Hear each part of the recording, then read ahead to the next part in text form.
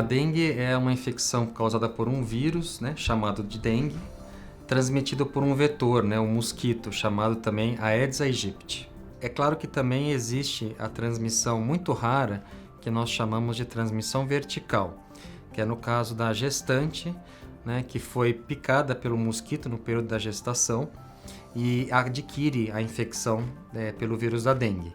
Esse vírus pode ser transmitido para o seu feto e causar a doença também no feto. Uma febre elevada, 39, 40 graus Celsius de temperatura, dor no corpo, dor principalmente atrás dos olhos, que a gente chama de retroorbitária, e pode acompanhar outros sintomas também, como náuseas, vômitos e dor abdominal. Os sintomas da dengue geralmente duram entre 3 a 5 dias. Não existe dengue assintomática. Existem diversos tipos de dengue, né? A dengue que nós chamamos de clássica, que é a dengue de uma forma leve, e também a famosa dengue hemorrágica, né? Que é a manifestação com sinais de sangramento que o indivíduo pode apresentar a partir do 3º dia do início dos sintomas.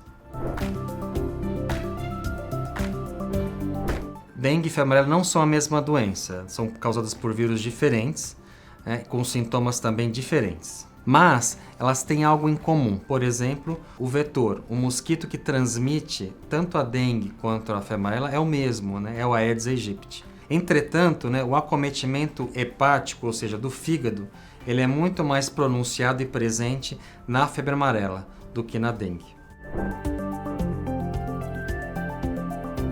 As pessoas que têm os sintomas relacionados à infecção pela Covid-19 são sintomas respiratórios, caracterizados por o quê? Nariz escorrendo ou coriza, tosse, né? Dor de garganta e até mesmo dor no peito. Diferente da dengue, que é caracterizada por uma febre muito alta, muito mais elevada que a Covid, 39 e 40 graus, e dor no corpo, né? Não tendo esses sintomas respiratórios. Infelizmente, é possível contrair dengue e Covid ao mesmo tempo. O vírus da dengue ele permanece, né, no nosso organismo geralmente até o 5º dia. Depois a gente começa a ter o período de recuperação do nosso organismo, né, caracterizado ainda pela manutenção dessa dor no corpo que pode permanecer por algumas semanas no indivíduo. Mas o quadro febril se limita até o 5º dia da doença. Dengue, zika e chikungunya são todas doenças que nós chamamos de arbovirose. O que significa isso? São doenças transmitidas por um vetor, um mosquito, né? E são virais. Então, todas elas são vírus, só que são vírus completamente diferentes. Dos sintomas também são difíceis da gente determinar se o paciente está apresentando sintomas de dengue, chikungunya ou zika. E é por isso que o laboratório vem desenvolvendo tecnologias para fazer um diagnóstico mais completo. De uma forma bastante simples, a gente encontra aqueles sintomas gerais de febre, dor no corpo, né? Dor de cabeça, muito frequentes nas 3 doenças, na zika, chikungunya e na dengue. Entretanto, na chikungunya, por exemplo, nós temos bastante um acometimento de articulações ou juntas, né, que nós chamamos. Os indivíduos têm inchaço, né, nas juntas, articulações, muito mais frequentes que a dengue. E no caso da zika, a gente encontra um sinal interessante que é a conjuntivite. A conjuntivite é muito mais frequente na infecção pelo Zika vírus do que na dengue ou no chikungunya. Mas, de novo, para a gente fechar um diagnóstico entre essas 3 arboviroses, é muito importante nós usarmos o laboratório e, claro, termos uma consulta médica para a determinação do melhor teste diagnóstico para o paciente.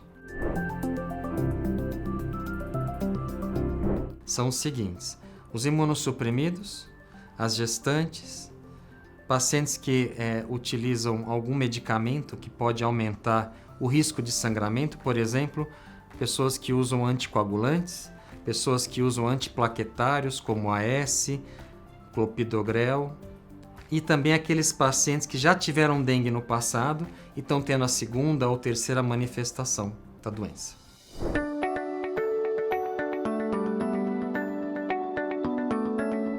Você deve imediatamente procurar assistência médica para um diagnóstico mais preciso. Os testes diagnósticos são diversos, né? Nós podemos dividir em testes rápidos, né, em testes sorológicos e testes moleculares. Os testes rápidos, eles são usados nos primeiros 5 dias de manifestação do quadro clínico. O teste sorológico da dengue, a sorologia para dengue clássica, ela é feita a partir do 6º dia de sintomas. E, por fim, os testes moleculares são aqueles testes que vão detectar o vírus, né, no sangue, né? Ou seja, esse vírus está circulando na corrente sanguínea do indivíduo. São considerados medicamentos contraindicados para tratamento da infecção pelo vírus da dengue os seguintes: anti-inflamatórios não hormonais, por exemplo, o diclofenaco que você tem em casa, o naproxeno que você tem em casa, a nimesulida que você tem em casa, que você usa para tratar dor de garganta ou uma inflamação, então não deve ser utilizado durante a infecção pelo vírus da dengue. Outros medicamentos devem ser evitados também, ou pelo menos avaliados pelo médico que está acompanhando para ver se vai ser feita alguma alteração. Por exemplo, os anticoagulantes de uma forma geral, porque eles aumentam o risco de sangramento. Assim também como os antiplaquetários, né? Como o ácido acetil salicílico, por exemplo, né? Entre outros. Consiste na hidratação, repouso e uso de antitérmicos. Então é muito importante realmente ter uma prescrição médica e um acompanhamento no caso da infecção pelo vírus da dengue e também por outras doenças, né? Então o principal seria o controle do vetor, ou seja, o controle do mosquito Aedes aegypti. Esse mosquito ele está presente em águas paradas, né? Então nós temos que fazer o quê? A primeira medida seria ficar atento dentro da nossa residência, né, para os locais onde os chamados criadouros que nós chamamos, ou seja, locais onde tem água parada. Então nós devemos combater esses criadouros em primeiro. Em segundo, tentar evitar, né, locais com alta densidade de mosquitos, né, se for possível. E se não for possível evitar, usar repelentes nessas situações e também vestimentas, né, que cubram a maior parte do seu corpo, né, mangas compridas, por exemplo, calças também, calçados, né, em que para poder evitar esse contato do mosquito. Sim, existe vacina contra a dengue. É uma vacina que nós chamamos que é de vírus vivo atenuado, ou seja, é o vírus que está lá, mas ele não tem uma capacidade para desenvolver a infecção.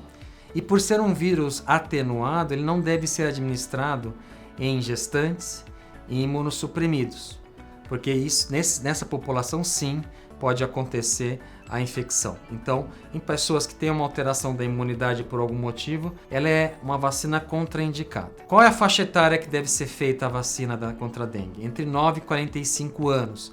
Essa é a faixa etária que os estudos comprovaram ser eficaz essa vacina. O esquema vacinal são 3 doses, tá? Geralmente é com 0, 6 e 12 meses. Então é por 1 ano que você vai tomar as 3 doses da vacina da dengue. E ela tem que ser feita também em pessoas que já tiveram a infecção pela dengue. Ou seja, para você tomar a vacina de dengue, o seu médico tem que pedir uma sorologia prévia para dengue e confirmar que você já teve o contato com o vírus. Nas pessoas que nunca tiveram contato com o vírus da dengue, a vacina pode causar mais efeitos colaterais do que benefícios. E claro, lembrando, não pode ser administrada em pessoas com alterações da imunidade, por exemplo, transplantados de órgãos sólidos, transplantados de medula, pessoas que tratam doenças autoimunes como lúpus, artrite reumatoide ou que usam medicamentos que reduzem a sua imunidade. A vacina contra a dengue não está ainda no nosso Programa Nacional de Imunização, mas ela está disponível em clínicas de imunização particulares.